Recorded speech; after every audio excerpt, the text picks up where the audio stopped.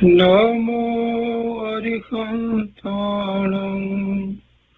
नमो सिद्धाणं नमो आयर्याणं नमो जयाणं नमो लोये सौसाहुनम्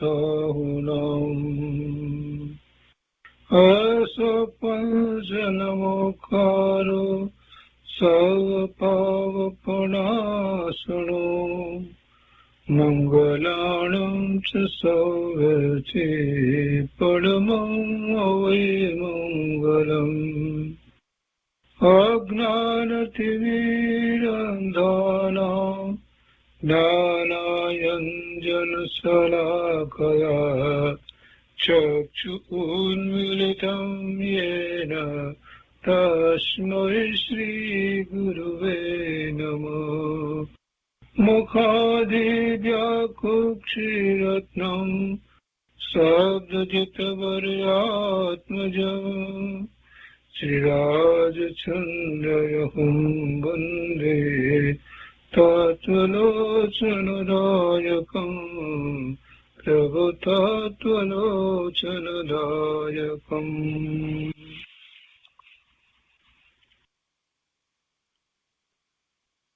કૃપાળુદેવના વતનામૃતનો સ્વાધ્યાય. એમાં આપણે મોક્ષમાળાનો સ્વાધ્યાય કરી રહ્યા છીએ. મોક્ષમાળાના શિક્ષાપાઠ 60 સુધી સ્વાધ્યાય પૂરો કર્યો છે. આજે શિક્ષાપાઠ 61 થી આગળ લઈએ છીએ. પુસ્તકમાં પાના નંબર 102, શિક્ષાપાઠ 61, સુખ વિશે વિચાર ભાગ 1. અહીંયા કૃપાળુદેવે એક દ્રષ્ટાંત કથા કહી છે અને પછી એના ઉપરથી માર્ગદર્શન આપ્યું છે. સુખ વિશે વિચાર ભાગ પહેલો. કૃપાળુદેવ લખે છે કે એક બ્રાહ્મણ દરિદ્ર અવસ્થાથી કરીને બહુ પીડાતો હતો. તેણે કંટાળીને છેવટે દેવનું ઉપાસન કરી લક્ષ્મી મેળવવાનો નિશ્ચય કર્યો. પોતે વિદ્વાન હોવાથી ઉપાસના કરવા પહેલા વિચાર કર્યો કે કદાપી દેવ તો કોઈ તૃષ્ટમાન થશે, પણ પછી તે દેવ આગળ સુખ કયું માંગવું? તપ કરી પછી માગવામાં કંઈ સૂઝે નહીં, અથવા તો ન્યૂન્ય અધિક સૂઝે તો કરેલું તપ પણ નિરર્થક જાય. માટે એક વખત આખા દેશમાં પ્રવાસ કરવો, સંસારના મહત્પુરુષોના ધામ, વૈભવ અને સુખ જોવા, અને પછી એવી ઉપાસના કરી, દેવની ઉપાસના કરી અને પછી દેવ પાસે જો પ્રસન્ન થાય તો માગવું. એટલે સંસારના મહત્પુરુષોના ધામ, વૈભવ અને સુખ જોવા, એમ નિશ્ચય કરી તે પ્રવાસમાં નીકળી પડે. ભારતના જે જે રમણીય અને રિદ્ધિમાન શહેરો હતા તે જોયા. યુક્તિ પ્રયુક્તિએ રાજાધિરાજના અંતઃપુર, સુખ અને વૈભવ જોયા. શ્રીમંતોના આવાસ, વહીવટ, બાગ બગીચા અને કુટુંબ પરિવાર જોયા. પણ એથી તેનું કોઈ રીતે મન માન્યું નહીં. કોઈને સ્ત્રીનું દુઃખ, કોઈને પતિનું દુઃખ, કોઈને અજ્ઞાનથી દુઃખ, કોઈને વાલાના વિયોગનું દુઃખ, કોઈને નિર્ધનતાનું દુઃખ, કોઈને લક્ષ્મીની ઉપાધિનું દુઃખ, કોઈને શરીર સંબંધી દુઃખ, કોઈને પુત્રનું દુઃખ, કોઈને શત્રુનું દુઃખ, કોઈને જડતાનું દુઃખ, કોઈને મા બાપનું દુઃખ, કોઈને વૈધવ્ય દુઃખ, કોઈને કુટુંબનું દુઃખ, કોઈને પોતાના નીચ કુળનું દુઃખ, કોઈને પ્રીતિનું દુઃખ, કોઈને ઈર્ષાનું દુઃખ, કોઈને હાનિનું દુઃખ, એમ એક બે વિષય કે બધા દુઃખ સ્થળે સ્થળે તે વિપ્રના જોવામાં આવ્યા. એમ એક બે કે વિશેષ એટલે કોઈને એક હોય, કોઈને બે હોય કે વધારે પણ હોય, પણ એ બધા દુઃખ સ્થળે સ્થળે તે વિપ્રના બ્રાહ્મણના જોવામાં આવ્યા. એથી કરીને એનું મન કોઈ સ્થળે માન્યું નહીં. જ્યાં જુએ ત્યાં દુઃખ તો ખરું જ, કોઈ સ્થળે સંપૂર્ણ સુખ તેના જોવામાં આવ્યું નહીં. હવે ત્યારે શું માંગવું એમ વિચારતા વિચારતા એક મહાધનાઢ્યની પ્રશંસા સાંભળીને તે દ્વારિકામાં આવ્યો. દ્વારિકા મહારિદ્ધિમાન વૈભવયુક્ત બાગ બગીચા વડે કરીને સુશોભિત અને વસ્તીથી ભરપૂર શહેર તેને લાગ્યું. સુંદર અને ભવ્ય આવાસો જોતો અને પૂછતો પૂછતો તે પેલા મહાધનાઢ્યને ઘેર આવ્યો, એને ઘેર ગયો. શ્રીમંત મહાગૃહમાં બેઠા હતા. તેણે અતિથિ જાણીને બ્રાહ્મણને સન્માન આપ્યું, કુશળતા પૂછી અને ભોજનની તેઓને માટે યોજના કરાવી. જરાવાર જવા દઈ ધીરજથી શેઠે બ્રાહ્મણને પૂછ્યું, આપનું આગમન કારણ જો મને કહેવા જેવું હોય તો કહો. બ્રાહ્મણે કહ્યું, હમણાં આપ ક્ષમા રાખો. આપનો સઘળી જાતનો વૈભવ, ધામ, બાગ બગીચા ઇત્યાદિ મને દેખાડવું પડશે. એ જોયા પછી આગમન કારણ કહીશ. શેઠે એનું કંઈ મર્મરૂપ કારણ જાણીને કહ્યું, ભલે, આનંદપૂર્વક આપની ઈચ્છા પ્રમાણે કરો. જમ્યા પછી બ્રાહ્મણે શેઠને પોતે સાથે આવીને ધામ આદિ બતાવવા વિનંતી કરી. ધનાઢ્યે તે માન્ય રાખી અને પોતે સાથે જઈ બાગ બગીચા, ધામ, વૈભવ એ સઘળું દેખાડ્યું. શેઠની સ્ત્રી પુત્રો પણ ત્યાં બ્રાહ્મણના જોવામાં આવ્યા. યોગ્યતાપૂર્વક તેઓએ તે બ્રાહ્મણનો સત્કાર કર્યો. એઓના રૂપ, વિનય અને સ્વચ્છતા તેમજ મધુર વાણી જોઈને બ્રાહ્મણ રાજી થયો. પછી તેની દુકાનનો વહીવટ જોયો. 100 વહીવટિયા ત્યાં બેઠેલા જોયા. તેઓ પણ માયાળુ, વિનયી અને નમ્ર તે બ્રાહ્મણના જોવામાં આવ્યા. એથી તે બહુ સંતુષ્ટ થયો. એનું મન અહીં કંઈક સંતોષાયું. સુખી તો જગતમાં આ જ જણાય છે એમ તેને લાગ્યું. એ પછીથી શિક્ષા પાઠ 62 સુખ વિશે વિચાર ભાગ બીજો એમાં આગળ કહે છે કે કેવા એના સુંદર ઘર છે, તેની સ્વચ્છતા અને જાળવણી કેવી સુંદર છે, કેવી શાણી અને મનોજ્ઞા તેની સુશીલ સ્ત્રી છે,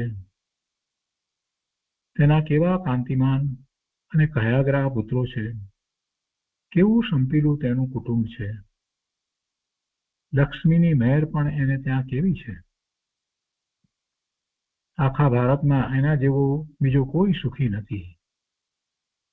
હવે તપ કરીને જો હું માગું તો આ મહાધનાઢ્ય જેવું જ સઘળું માગું, બીજી ચાહના કરું નહીં.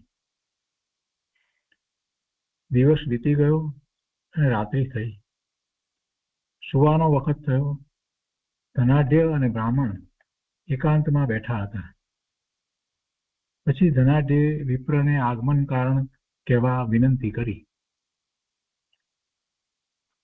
વિપ્ર કહે છે,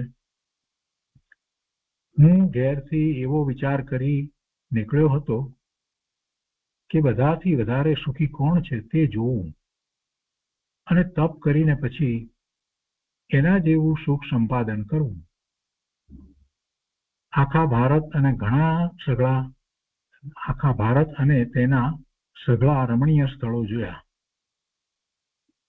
પરંતુ કોઈ રાજાધિરાજને ત્યાં પણ મને સંપૂર્ણ સુખ જોવામાં આવ્યું નહીં.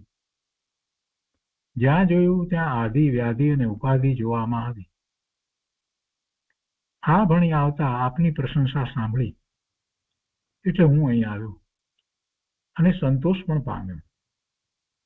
આપના જેવી સિદ્ધિ, સત્પુત્ર, કમાઈ, સ્ત્રી, કુટુંબ, ઘર વગેરે મારા જોવામાં ક્યાંય આવ્યું નથી. આપ પોતે પણ ધર્મશીલ, સદગુણી અને જીનેશ્વરના ઉત્તમ ઉપાસક છો. તેથી હું એમ માનું છું કે આપના જેવું સુખ બીજે નથી. ભારતમાં આપ વિશેષ સુખી છો. ઉપાસના કરીને કદાપી દેવ કને યાચું તો આપના જેવી સુખ સ્થિતિ યાચું. આ સાંભળી અને પછી ધનાઢ્ય કહે છે, શેઠ કહે છે કે પંડિતજી, આપ એક બહુ મર્મ ભરેલા વિચારથી નીકળ્યા છો. એટલે અવશ્ય આપને જેમ છે તેમ સ્વાનુભવની વાત કહું છું. પછી જેમ તમારી ઈચ્છા થાય તેમ કરજો. મારે ત્યાં આપે જે સુખ જોયા તે સુખ ભારત સંબંધમાં ક્યાંય નથી એ આપે કહ્યું તો તેમ હશે, પણ ખરું એ મને સંભવતું નથી. મારો સિદ્ધાંત આવો છે કે જગતમાં કોઈ સ્થળે વાસ્તવિક સુખ નથી. જગત દુઃખથી કરીને દાઝતું છે. તમે મને સુખી જુઓ છો, પણ વાસ્તવિક રીતે હું સુખી નથી. વિપ્રએ કહ્યું કે આપનું આ કહેવું કોઈ અનુભવ સિદ્ધ અને માર્મિક હશે. મેં અનેક શાસ્ત્રો જોયા છે, છતાં મર્મપૂર્વક વિચારો આવા લક્ષમાં લેવા પરિશ્રમ જ લીધો નથી. મેં અનેક શાસ્ત્રો જોયા છે, છતાં મર્મપૂર્વક વિચારો આવા લક્ષમાં લેવા પરિશ્રમ જ લીધો નથી. તેમ મને એવો અનુભવ સર્વને માટે થઈને થયો નથી. હવે આપને શું દુઃખ છે તે મને કહો. ધનાઢ્ય કહે છે, પંડિતજી, આપની ઈચ્છા છે તો હું કહું છું, તે લક્ષપૂર્વક મનન કરવા જેવું છે અને એ ઉપરથી કઈ રસ્તો પામવા જેવું છે. એ પછી શિક્ષા પાઠ 63માં સુખ વિશે વિચાર ભાગ 3. એમાં આગળ કહે છે કે જે સ્થિતિ હમણાં મારી આપ જુઓ છો, પેલા ધનાઢ્ય શેઠ છે તે પોતાની વાત કરે છે કે જે સ્થિતિ હમણાં મારી આપ જુઓ છો તેવી સ્થિતિ લક્ષ્મી, કુટુંબ અને સ્ત્રી સંબંધમાં આગળ પણ હતી. જે વખતની હું વાત કરું છું તે વખતને લગભગ 20 વર્ષ થયા. વ્યાપાર અને વૈભવની બહોળાશ એ સઘળું વહીવટ અવળો પડવાથી ઘટવા માંડ્યું. કોટ્યા અવધિ કહેવાતો હું ઉપરા ચાપરી ખોટના ભાર વહન કરવાથી લક્ષ્મી વગરનો માત્ર 3 વર્ષમાં થઈ પડ્યો. કરોડપતિ હતા, એમાંથી 3 વર્ષમાં તો લક્ષ્મી વિનાના થઈ ગયા. જ્યાં કેવળ સવળું ધારીને નાખ્યું હતું ત્યાં અવળું પડ્યું. એવામાં મારી સ્ત્રી પણ ગુજરી ગઈ. તે વખતમાં મને કંઈ સંતાન નહોતું. જબરી ખોટોને લીધે મારે અહીંથી નીકળી જવું પડ્યું. મારા કુટુંબીઓએ થતી રક્ષા કરી, પરંતુ તે આબ ફાટ્યાનું થીગડું હતું. આબ ફાટે તો થીગડું ક્યાંથી મળે? અન્નને અને દાંતને વેર થવાની સ્થિતિએ હું બહુ આગળ નીકળી પડ્યો, બહુ ગરીબ થઈ ગયા. જ્યારે હું ત્યાંથી નીકળ્યો ત્યારે મારા કુટુંબીઓ મને રોકી રાખવા માંડ્યા. મારા કુટુંબીઓ મને રોકી રાખવા માંડ્યા કે તે ગામનો દરવાજો પણ દીઠો નથી, માટે તને જવા દઈ શકાય નહીં. તારું કોમળ શરીર કંઈ પણ કરી શકે નહીં, અને તું ત્યાં જા અને સુખી થા તો પછી આવ પણ નહીં. માટે એ વિચાર તારે માંડી વાળવો. ઘણા પ્રકારથી તેઓને સમજાવી, સારી સ્થિતિમાં આવીશ ત્યારે અવશ્ય અહીં આવીશ એમ વચન દઈ જાવા બંદર હું પર્યટને નીકળી પડ્યો. જાવા સુમાત્રા આપણે જે કહીએ છીએ ત્યાં.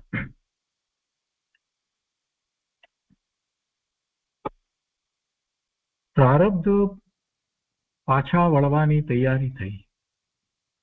દૈવ યોગે મારી કને એક દમડી પણ રહી નહોતી. 1 કે 2 મહિના ઉદરપોષણ ચાલે તેવું સાધન રહ્યું નહોતું, છતાં જાવામાં હું ગયો. ત્યાં મારી બુદ્ધિએ પ્રારબ્ધ ખીલવ્યા. જે વહાણમાં હું બેઠો હતો તે વહાણના નાવિકે મારી ચંચળતા અને નમ્રતા જોઈને પોતાના શેઠ આગળ મારા દુઃખની વાત કરી.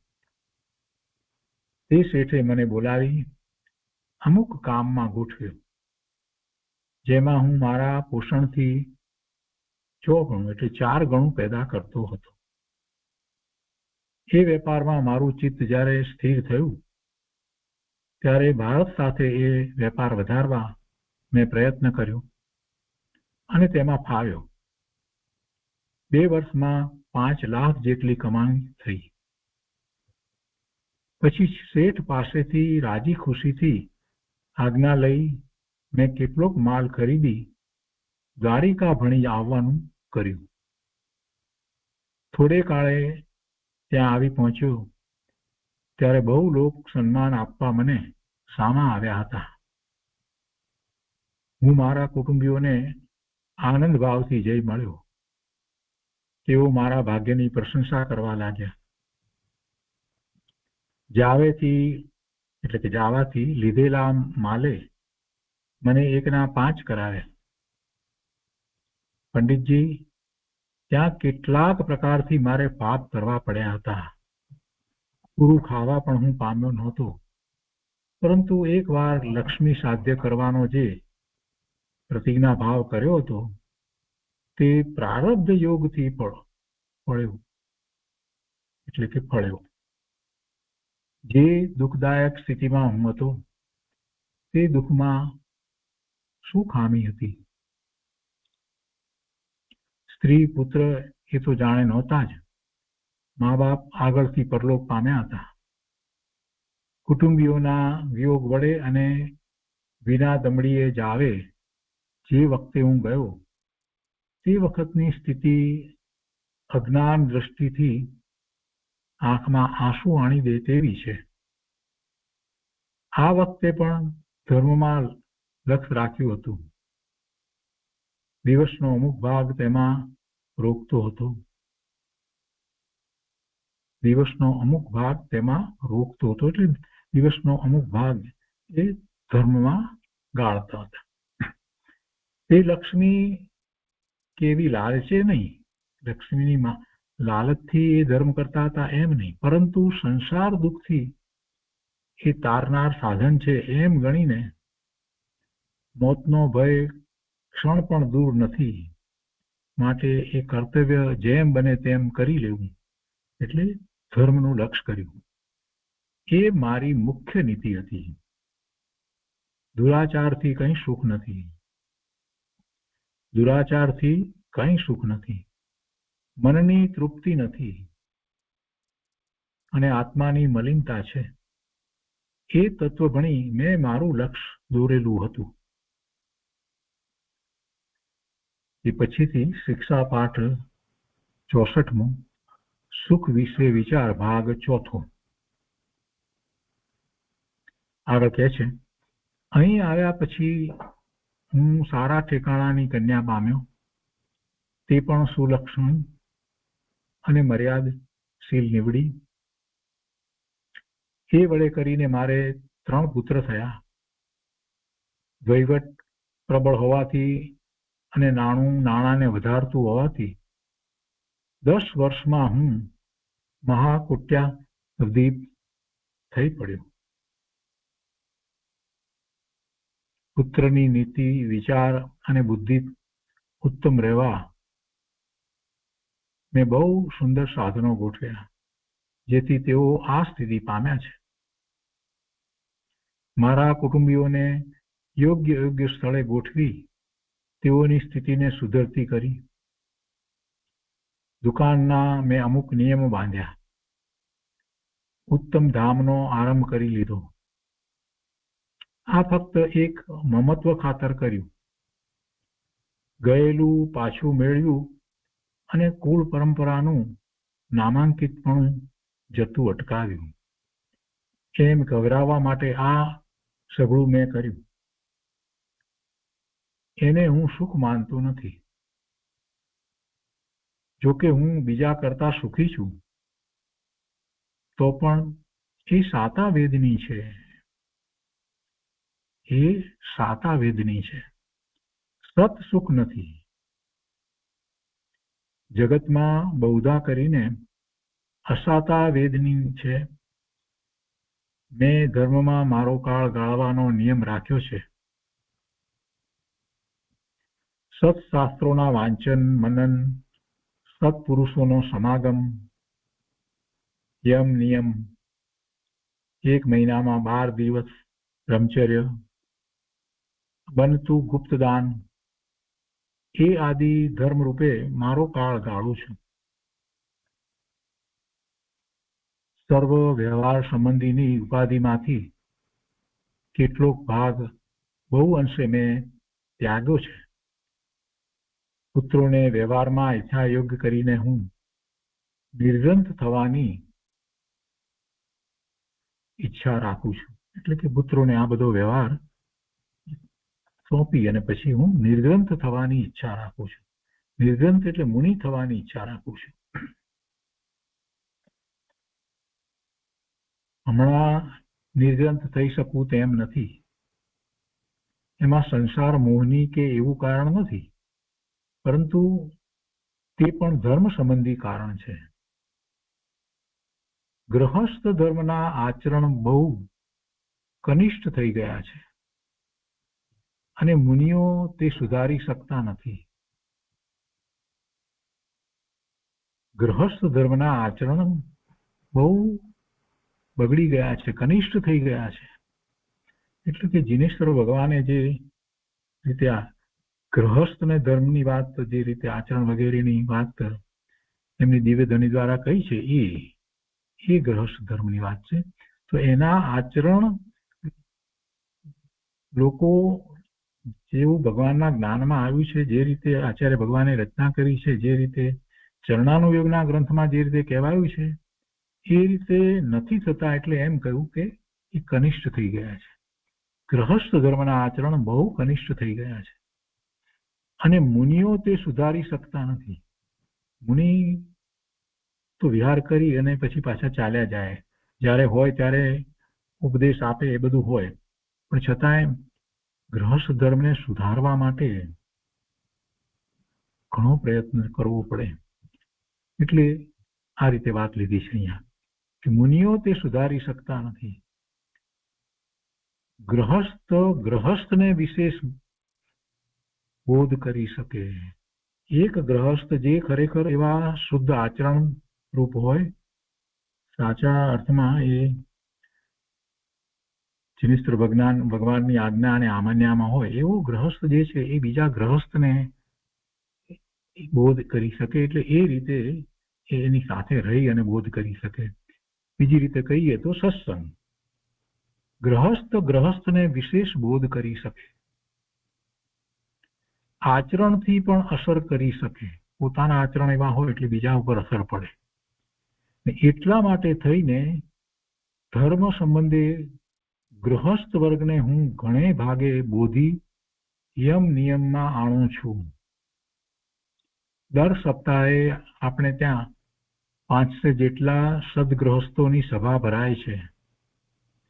8 દિવસનો નવો અનુભવ અને બાકીનો આગળનો ધર્મ અનુભવ એમને 2-3 મુહૂર્ત બોધું છું. મારી સ્ત્રી ધર્મશાસ્ત્રનો કેટલોક બોધ પામેલી હોવાથી તે પણ સ્ત્રી વર્ગને ઉત્તમ યમ નિયમનો બોધ કરી સાપ્તાહિક સભા ભરે છે. પુત્રો પણ શાસ્ત્રનો બનતો પરિચય રાખે છે. વિદ્વાનોનું સન્માન, અતિથિનું સન્માન, વિનય અને સામાન્ય સત્યતા એક જ ભાવ એવા નિયમો બહુધા મારા અનુચરો પણ સેવે છે. એઓ બધા એથી સાતા ભોગવી શકે છે. લક્ષ્મીની સાથે મારી નીતિ, ધર્મ, સદ્ગુણ, વિનય એને જન સમુદાયને બહુ સારી અસર કરી છે.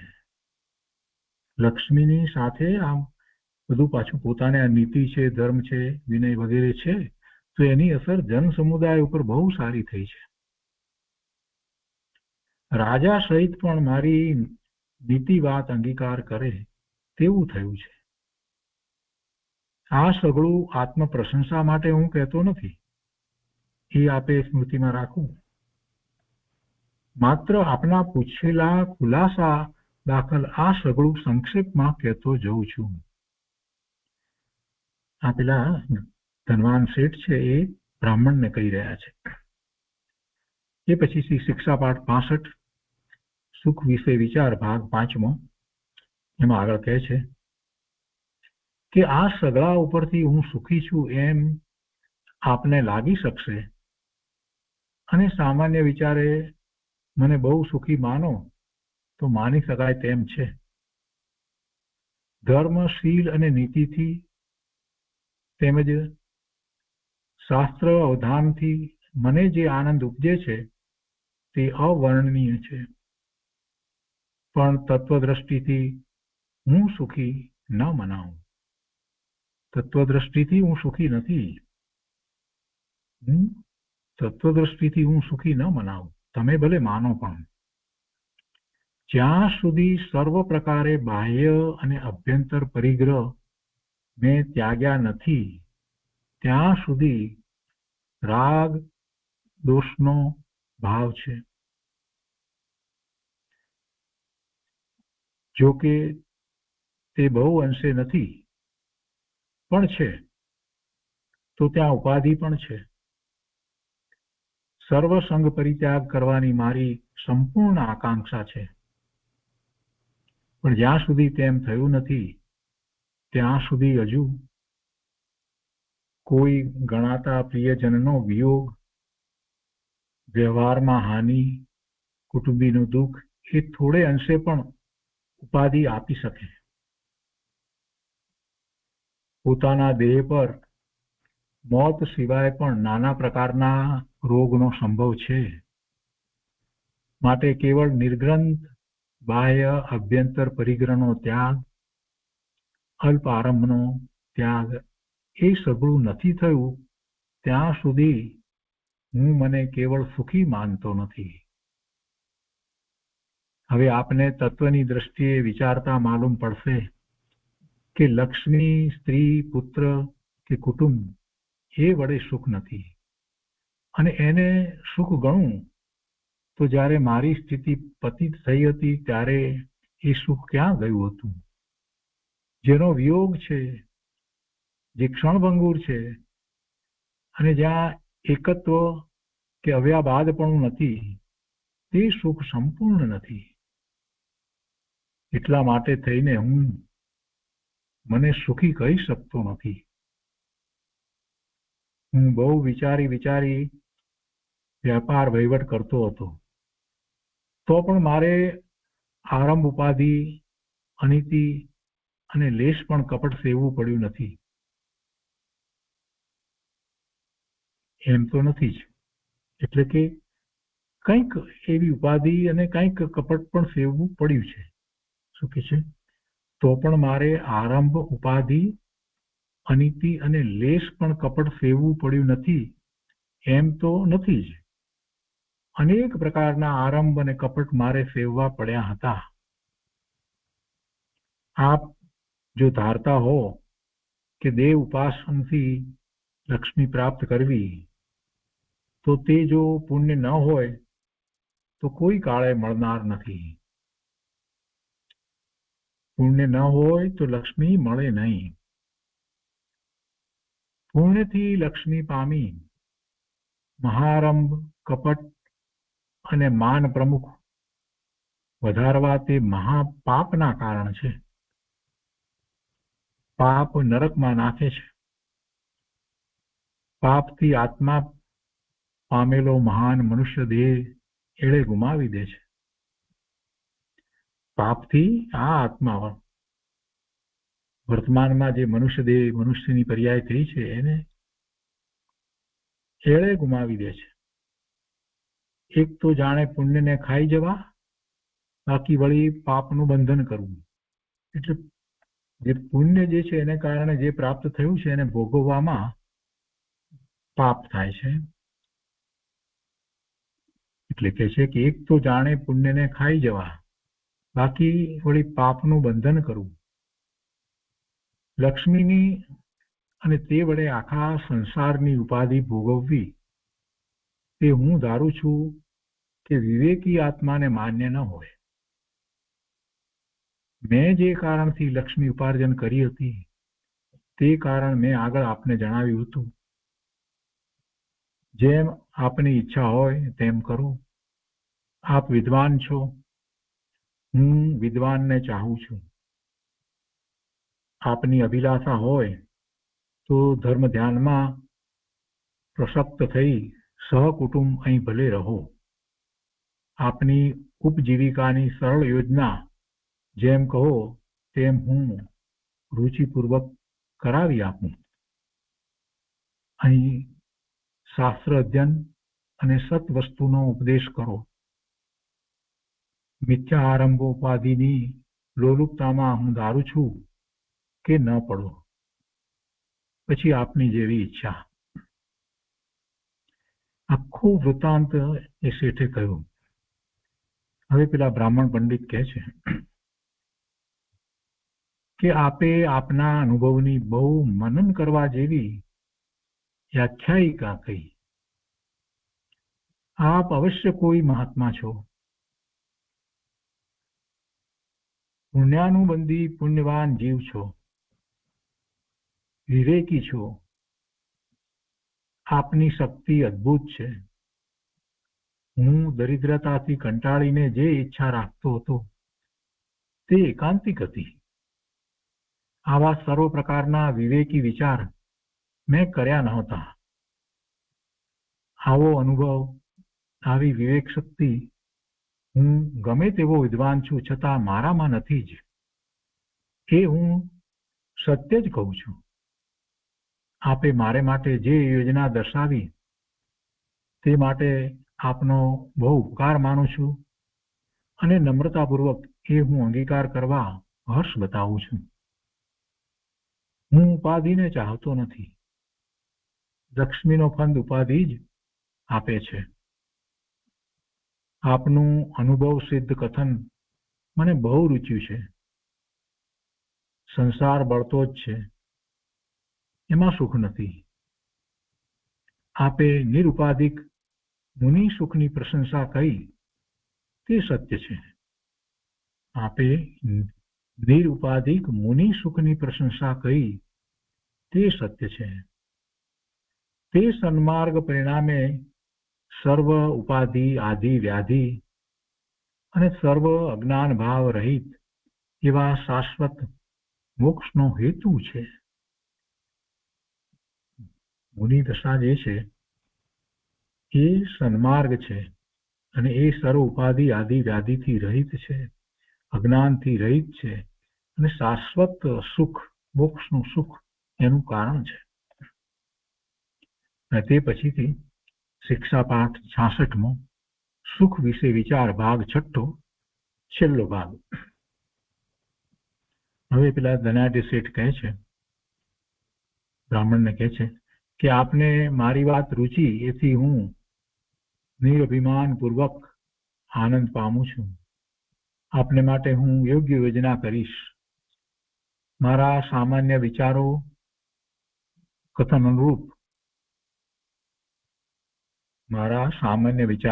અનુરૂપ અહીં કહેવાની આજ્ઞા લઉં છું.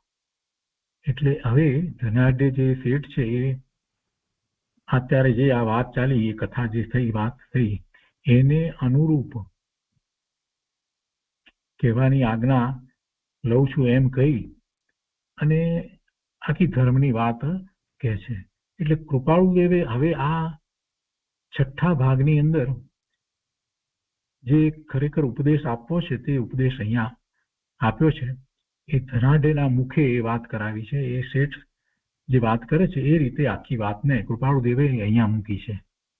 હવે છઠ્ઠા ભાગની અંદર આખી ઉપદેશાત્મક વાત છે. કૃપાળુ દેવે બહુ સરસ રીતે એનું નિરૂપણ અહીંયા કર્યું છે. તો એ શેઠ કહે છે એવી રીતે કહે છે. એટલે કહે છે કે મારા સામાન્ય વિચારો કથાનુરૂપ અહીં હું કહેવાની આજ્ઞા લઉં છું.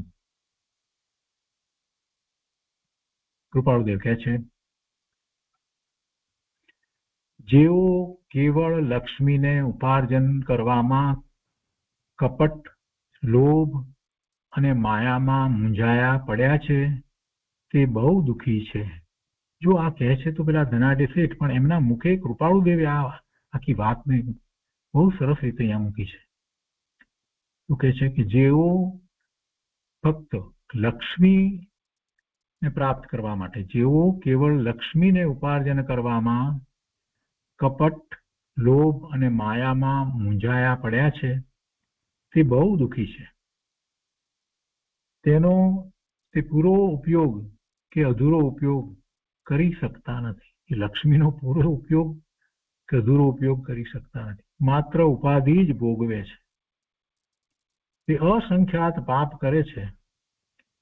તેને કાળ અચાનક લઈને ઉપાડી જાય છે. અધોગતિ પામી તે જીવ અનંત સંસાર વધારે છે. મળેલો મનુષ્ય દેહ એ નિર્મૂલ્ય કરી નાખે છે, જેથી તે નિરંતર દુઃખી જ છે. ધન કમાવામાં અને ધન કમાવામાં ખ્યાલ રહેતો નથી અને ક્યારે જીવન પૂરું થઈ જાય. એટલે આવો અમૂલ્ય મનુષ્ય દેહ, આવી ગતિ એને વેડફી નાખે છે, નિર્મૂલ્ય કરી નાખે છે. અને પછી ફળ સ્વરૂપે પાપના બંધ કર્યા છે તો એવી ગતિ થાય છે. આગળ કહે છે, જેણે પોતાના ઉપજીવિકા જેટલા સાધન માત્ર અલ્પ આરંભથી રાખ્યા છે, શુદ્ધ એક પત્ની વ્રત, સંતોષ, પર આત્માની રક્ષા, યમ નિયમ, પરોપકાર, અલ્પ રાગ, અલ્પ દ્રવ્ય માયા અને સત્ય તેમજ શાસ્ત્ર અધ્યયન રાખ્યું છે, જે સત્પુરુષોને સેવે છે, જેને નિર્ગ્રંથતાનો મનોરથ રાખ્યો છે.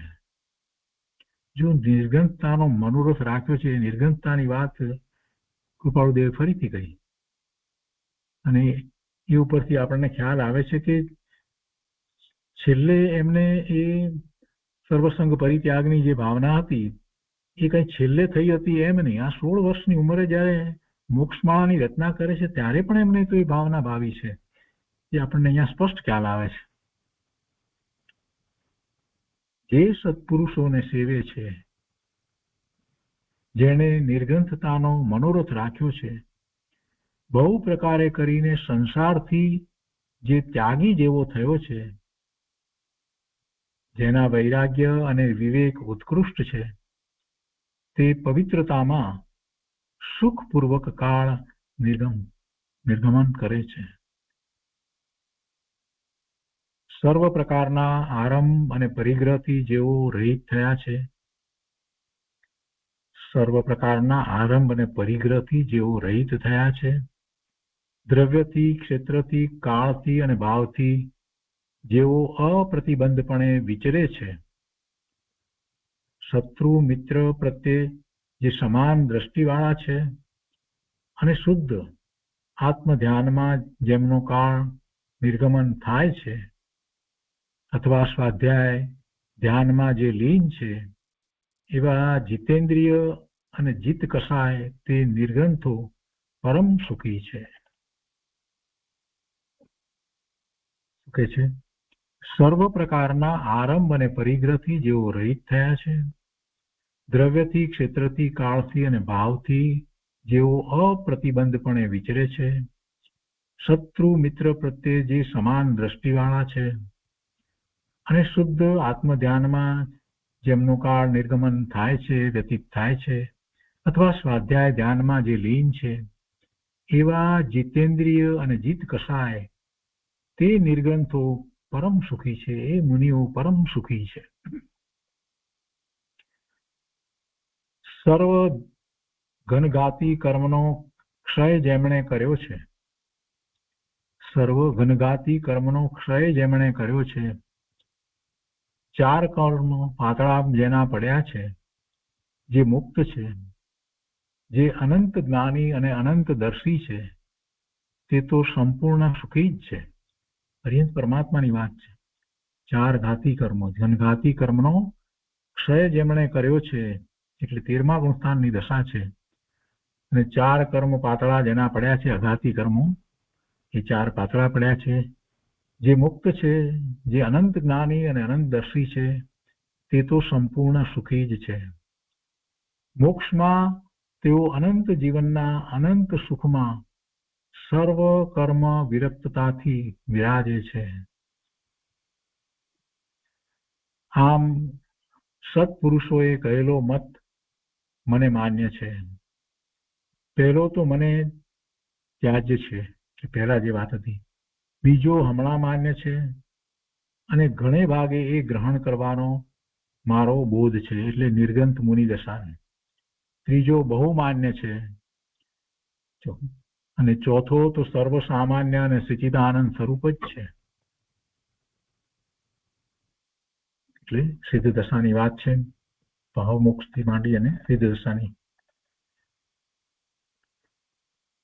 એમ પંડિતજી, આપની અને મારી સુખ સંબંધી વાતચીત થઈ. પ્રસંગોપાત એ વાત ચર્ચા રહી જઈશું, તે પર વિચાર કરીશું. આ વિચારો આપને કયાથી મને બહુ આનંદ થયો છે. આપ જેવા આ વિચારને અનુકૂળ થયા એથી વળી આનંદમાં વૃદ્ધિ થઈ છે. આપ તેવા વિચારને અનુકૂળ થયા તેથી વળી આનંદમાં વૃદ્ધિ થઈ છે. પરસ્પર એમ વાતચીત કરતા કરતા હર્ષભેર પછી તેઓ સમાધિભાવથી શયન કરી ગયા. હવે કૃપાળુદેવ કહે છે કે જે વિવેકીઓ આ સુખ સંબંધી વિચાર કરશે તેઓ બહુ તત્વ અને આત્મ શ્રેણીની ઉત્કૃષ્ટતાને પામશે. એમાં કહેલા અલ્પ આરંભી, નિરારંભી અને સર્વમુક્ત લક્ષણો લક્ષપૂર્વક મનન કરવા જેવા છે. જેમ બને તેમ અલ્પ આરંભી થઈ સંભાવથી જન સમુદાયના હિત ભણી વળવું, પરોપકાર, દયા, શાંતિ, ક્ષમા અને પવિત્રતાનું સેવન કરવું એ બહુ સુખદાયક છે. નિર્ગ્રંથતા વિશે તો વિશેષ કહેવા રૂપ જ નથી. મુક્ત આત્મા તો અનંત સુખમય જ છે. તો એ રીતે આ શિક્ષા પાઠ 66માં પણ પૂરો થયો. 61 થી 66 એ 6 ની અંદર સાચા સુખની વાત કરી દીધી. સુખ વિશે વિચાર એમ શીર્ષક આપ્યું, પણ ખરેખર સાચું સુખ કઈ રીતે છે એની ખૂબ સારી રીતે વાત કૃપાળુદેવે આ 6 પત્ર દ્વારા નથી, 6 શિક્ષા પાઠ દ્વારા કરી. તો આજનો સ્વાધ્યાય આપણે અહીંયા સુધી રાખીએ છીએ.